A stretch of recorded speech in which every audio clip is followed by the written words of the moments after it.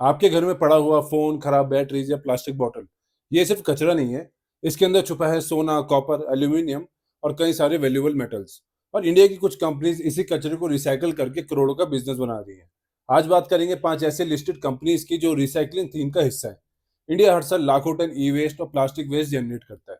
ऊपर से ईवीज़ बढ़ रही हैं, बैटरीज़ बढ़ रही हैं और इलेक्ट्रॉनिक्स का यूज़ भी हर साल रिकॉर्ड तोड़ रहा है। सिंपल सी बात है, जितना ज़्यादा कचरा उतनी ज़्यादा रिसाइक्लिंग की डिमांड।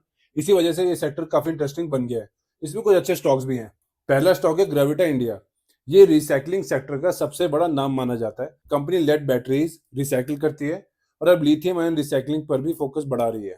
दूसरा स्टॉक है इको रिसाइकलिंग। जब आप मोबाइल या लैपटॉप फेंक देते हो तो उसके अंदर गोल्ड, सिल्वर और कॉपर जैसे मेटल्स होते हैं। इको रिसाइकलिंग उन्हीं मेटल्स की रिकवरी करता है। ये इंडिया की ओल्डेस्ट लिस्टेड ई वेस्ट रिसाइकलिंग कंपनी में से एक है। तीसरा स्टॉक है गणेशा इकोस्फेयर।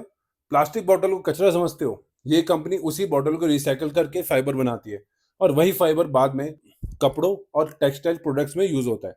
जैसे जैसे रिसाइकिल प्लास्टिक की डिमांड बढ़ेगी, इस सेगमेंट की भी ग्रोथ होगी। चौथा स्टॉक है पॉन्डे ऑक्साइड्स। ये कंपनी लेड और कॉपर रिसाइकलिंग बिजनेस में काम कर रही है। अब मैनेजमेंट नए रिसाइकलिंग अपॉर्चुनिटीज पर भी फोकस कर रहा है। जो पांचवा स्टॉक है वो है नुपुर रिसाइकलर्स। ये कंपनी एल्यूमिनियम और मेटल रिसाइकलिंग सेगमेंट में काम करती है।